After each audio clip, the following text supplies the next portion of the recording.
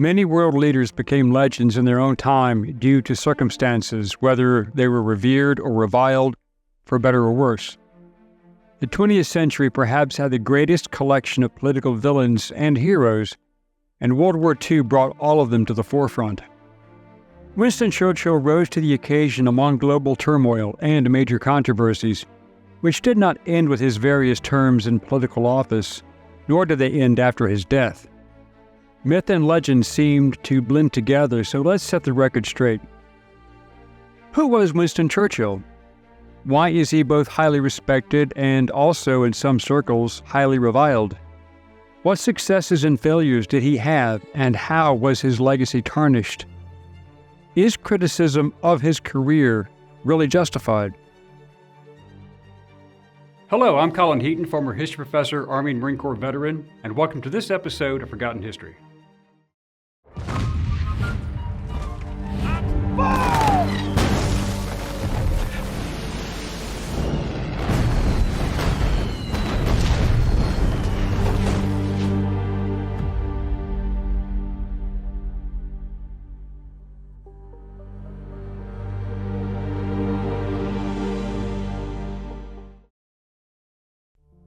Winston Spencer Churchill was born on November 30th, 1874 at Blenheim Palace, Oxfordshire, England.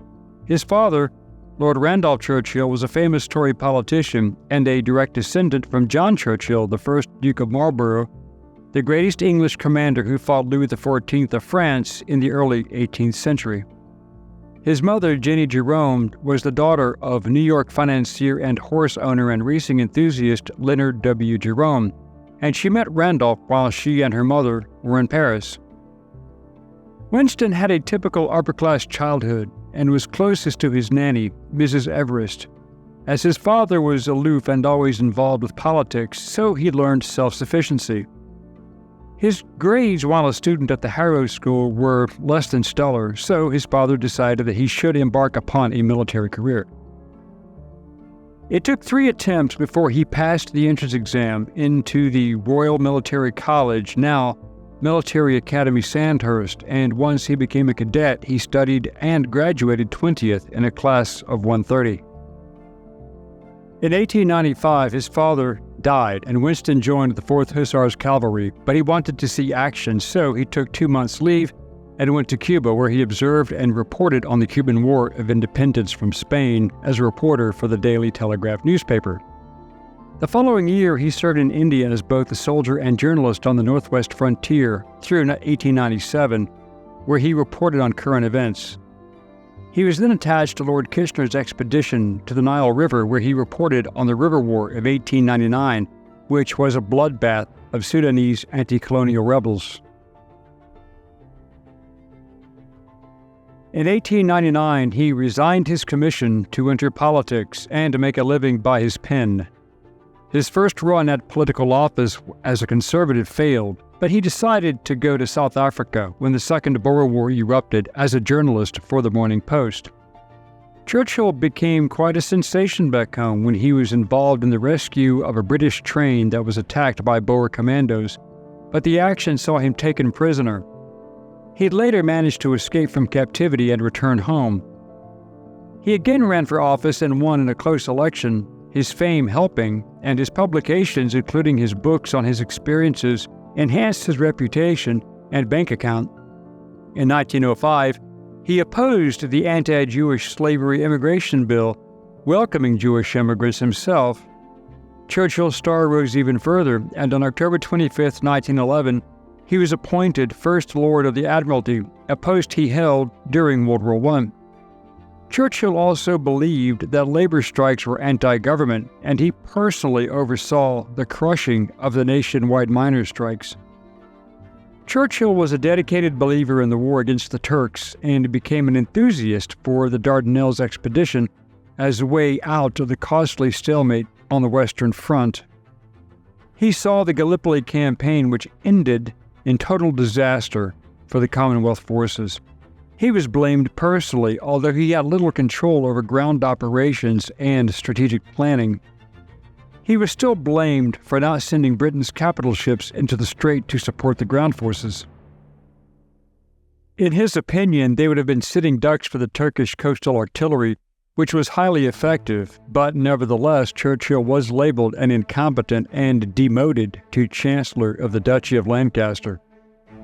Churchill resigned from the government in November 1915 and returned to the army as a lieutenant colonel of the 6th Royal Scots Fusiliers serving in France. In June 1916, after his unit was consolidated, he did not seek another command, but instead returned to Parliament as a private member.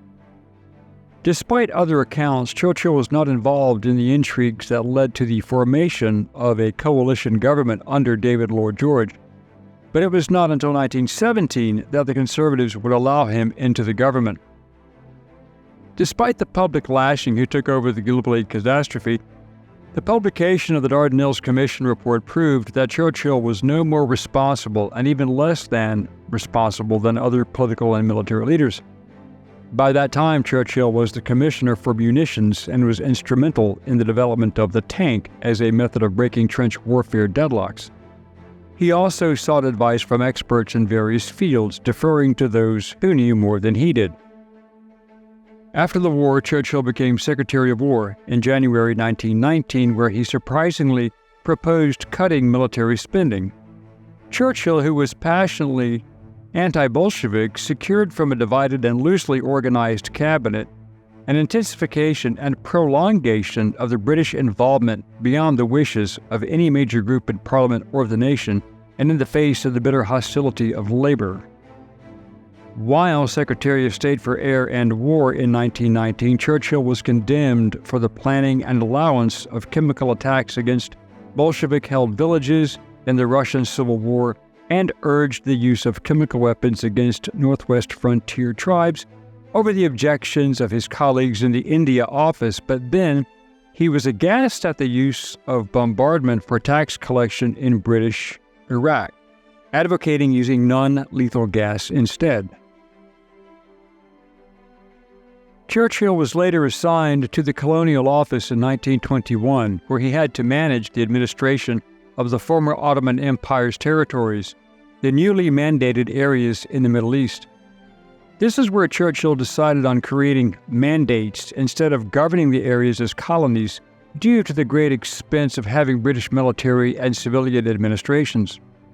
Churchill struck up a friendship with Colonel Thomas Edward Lawrence, better known as Lawrence of Arabia, who understood the various peoples, their culture, and even their languages.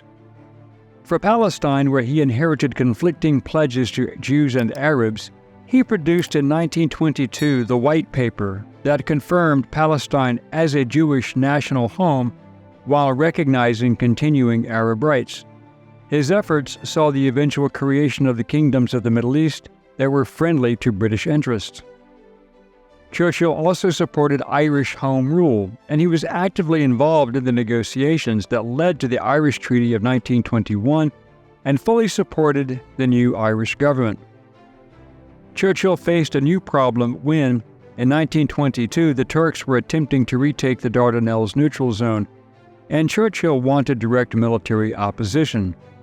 This position was not well received in Britain, and the coalition government crumbled as a result, and Churchill was again out of politics.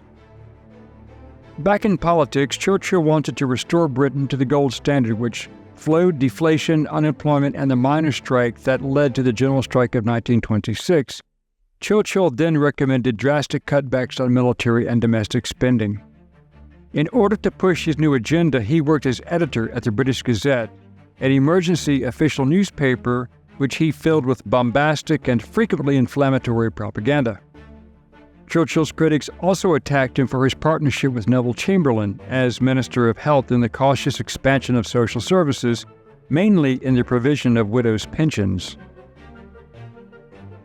In 1929, Churchill opposed Stanley Baldwin's decision to accept a minority Labor government. When Baldwin's endorsement of the Round Table Conference with Indian leaders, Churchill resigned from the shadow cabinet and threw himself into a passionate, at times almost hysterical campaign against the Government of India Bill of 1935, designed to give India dominion status. Baldwin's victory as Prime Minister in 1935 saw Churchill excluded from office, but Baldwin saw his gift in weapons concepts, and he was retained in the Secret Committee on Air Defense Research.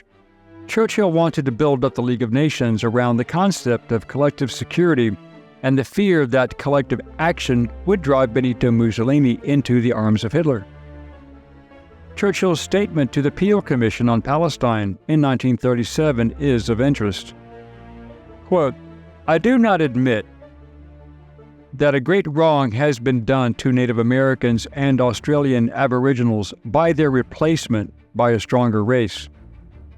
End quote.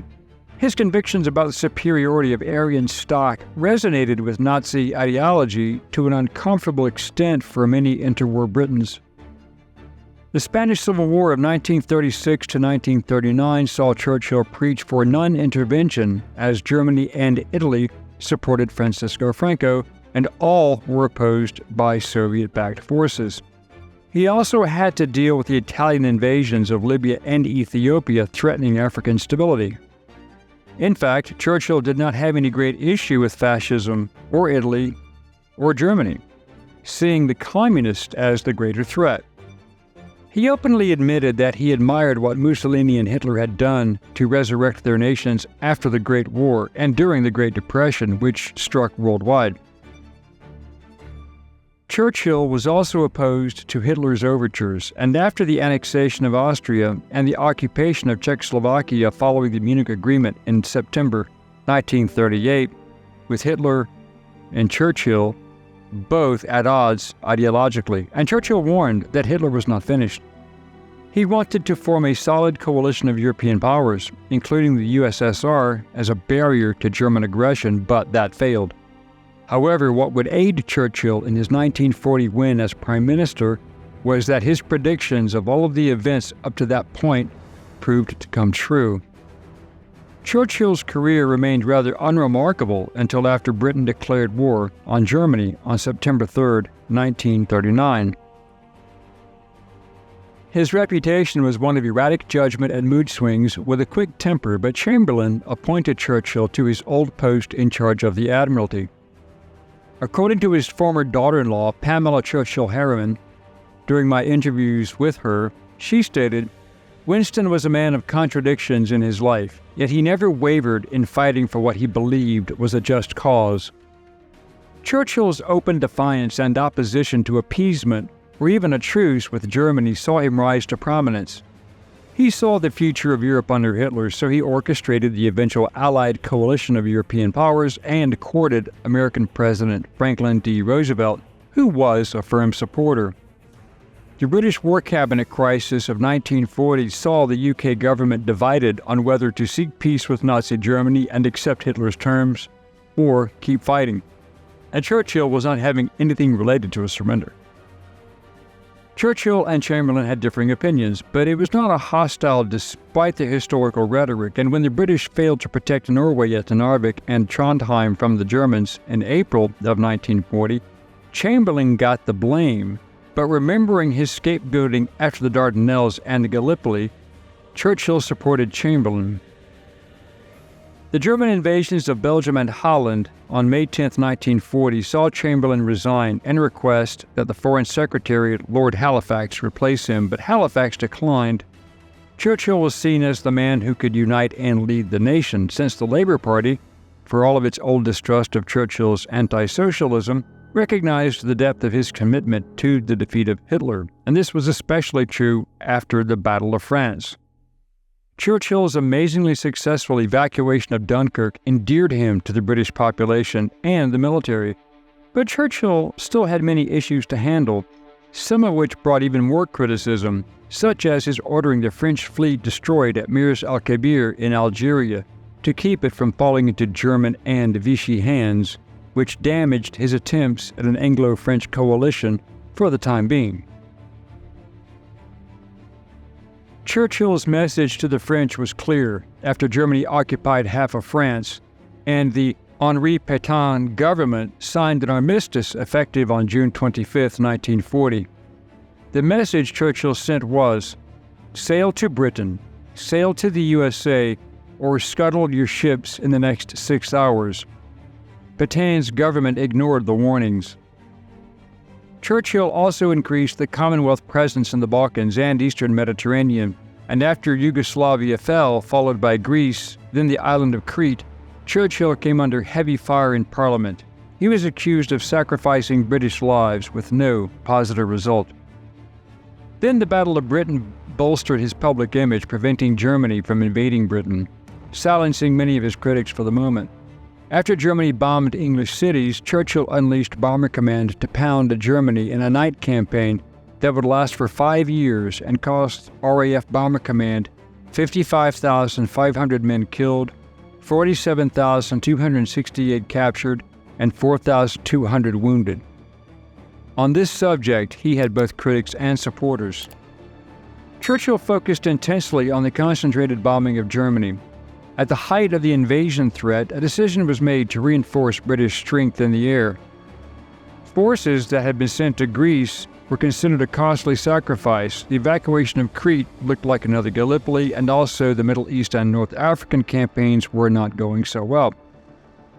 But Churchill took it upon himself to meet with Roosevelt in August 1941 in Placentia Bay, Newfoundland, which produced the Atlantic Charter, a statement of common principles between the United States and Britain. Churchill was successful in getting Lend-Lease aid to support Britain, as well as the U.S. Navy providing escorts for the convoys of transports carrying food, oil, gasoline, and munitions to Britain, in total violation of neutrality laws. See Part 1 of our videos on Franklin D. Roosevelt with regard to that issue. Following the Axis invasion of the USSR, Churchill saw the opportunity to ally with Stalin, bringing the Soviets into the Allied camp. Churchill was both praised and criticized for not opening a second European front in 1942, but he knew, as did FDR, that was not possible. The failure of Operation Jubilee, the Dieppe raid of August 19, 1942 in northern France, proved that fact, and despite rescuing many of those men, Churchill took heavy criticism for even thinking about it. Churchill was also dealing with Japanese expansion into Asia, and the fall of the British, French, and Dutch colonies were bad enough, but India being threatened was considered most critical. The fall of Singapore and Hong Kong were the most severe blows, along with Burma, and with the fall of Tobruk in North Africa, due to the Royal Navy and British ground and air forces being spread across 3 continents, criticism of Churchill for these losses was quite unfair. Churchill's leadership saw the Italian 10th Army destroyed and aided the demise of the Afrika Korps threatening the Suez Canal. Churchill also managed the Persia Corridor to get Lend-Lease aid to the USSR by that route. The battles of Imphal and Kohima saw Japan suffer their worst combined defeats up to that time in the war, which saved India, and was a turning point in the Southeast Asian theater of the war. Churchill oversaw the leadership during the battles of Maktila and Mandalay, which, along with American and Commonwealth forces, finally destroyed the Japanese army in Burma and led to the British capture of Rangoon and the country's liberation. But the greatest post-war attack upon Churchill was the accusation that, being an avid racist, he intentionally starved millions of Indians to death, mainly in Bengal. Churchill refused to comply with the Viceroy of India, Lord Wavell's, request for emergency grain shipments. This inexcusable charge is easily dismissed when one looks at the facts. Yes, Churchill has some racial ideas not uncommon to men of his generation being born in the Victorian era, but he was not heartless. Due to the wartime inflation, imports from various Asian locations such as Malaysia and Burma being halted due to the Japanese occupations, and the fact that starvation was already a pre-existing and long-lived condition throughout India due to bad harvests, natural disasters, and storms, was acceptable.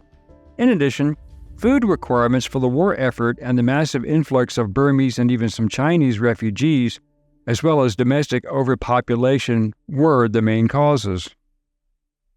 Thus, the greatest attack upon Churchill, who did not always make the best judgment calls, is easily dismissed as a smear campaign against him. Another attack on him was the morality of the night bombing of German cities conducted by Air Marshal Sir Arthur Harris of Bomber Command with Churchill's approval. Churchill had the opportunity to support the communist movement in Greece that was fighting the German opposition. But seeing how Yugoslavia was going under Josip Broz Tito, whom he did support against the nationalist leader Draza Mihailovic, he declined to allow Special Operations Executive to actively aid them, preferring the non-communist nationalists. His 1944 decision to destroy rather than support Greece's anti-fascist resistance before the Nazis had even been defeated, for instance, was challenged by members of Parliament in stormy debates. It was also after the war that Churchill supported the fight against the communists during the Greek Civil War. Churchill was also accused of selling out the Poles and caving in to Stalin's desire to impose communism in Eastern Europe, especially in Poland. But in fact, the opposite is true. At the Yalta Conference in February 1945, only Roosevelt and Stalin were discussing the future post-war world. Churchill was marginalized. In fact, he wasn't even in most of the meetings. He fought to save the Poles, but clearly saw enough that there was no way to force the Soviets to keep their promises. Churchill knew Stalin was lying. FDR believed him. See our video on that as well. Poland was why Britain went to war in the first place, and Churchill felt the nation and the free world owed the Poles, especially the Free Poles, for their military service during the war. Churchill knew Stalin would try and take as much of Europe as possible, and he wanted British and American forces to thrust as far into Eastern Europe as possible before the Russian armies should fill the vacuum left by German power. The American leadership, very cognizant of the public mood toward ending the war, did not seriously entertain that concept. By the time of the Potsdam Conference in 1945, held in the Soviet occupation zone from July 17th to August 2nd, 1945, FDR had already sold Eastern Europeans out, and his successor, Harry S. Truman, was unable to alter that previous agreement. But in the final decisions of both conferences, Churchill had no influence and little participation, and halfway through, when news came of his government's defeat in parliamentary elections, he had to return to England and tender his resignation. Churchill was considered a top-level historian and a lion of literature. He authored many of the great historical classics and received the Order of the Garter and the Nobel Prize for Literature. Churchill returned to politics following the term of Labour leader Clement Attlee as Prime Minister from 1945 to 1951.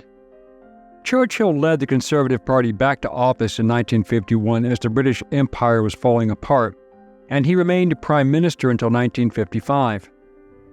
During this time, he authorized the brutal crackdown in Kenya during the Mau Mau Rebellion, as well as the systematic elimination of the communist insurgency in Malaya, both costing thousands of lives. In 1953, Churchill, in conjunction with the Truman administration and the Central Intelligence Agency working with British intelligence, overthrew the democratically elected Iranian Prime Minister Mohammad Mossadegh in 1953 for daring to nationalize the Anglo-Persian Oil Company, in which Churchill had gotten his government to purchase a majority share in 1914, at a time when Britain itself was nationalizing key industries. The UK and the US installed a brutal royal dictatorship in the Prime Minister's place. What is often left out of that narrative was the fact that Mossadegh was feared to be courting the Soviets, bringing Iran into the Soviet sphere of influence, which may not have been true. But Mossadegh was nevertheless arrested, tried, and sentenced to house arrest and replaced by Mohammad Reza Pahlavi as the Shah. The British and American interests were, of course, oil revenues, and they failed to get Mossadegh to agree to an agreement, or even a buyout of Western investments. But Mossadegh also wanted all Western influence out of the country to include air bases and intelligence-gathering outposts spying on the Soviet Union.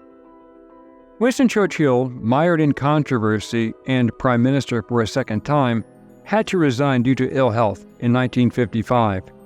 Upon his retirement, he continued writing great histories and remained a prominent figure in the public imagination. Regardless of which side of the moral fence one may be on regarding Churchill, it is impossible to not credit him with being a decisive figure in winning World War II and keeping Great Britain in the UN forces which stabilized South Korea during that war. Winston Churchill was always a lifelong staunch anti-communist and also a defender of the British Empire, although he saw that change was coming and he was a part of it.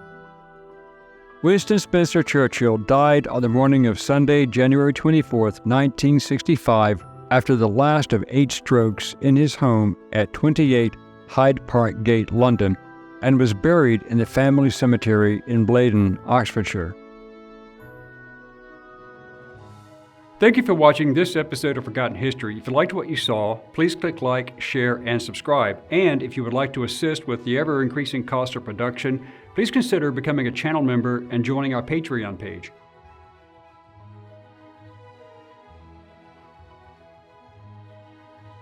Please check out our merchandise store. And thanks for watching.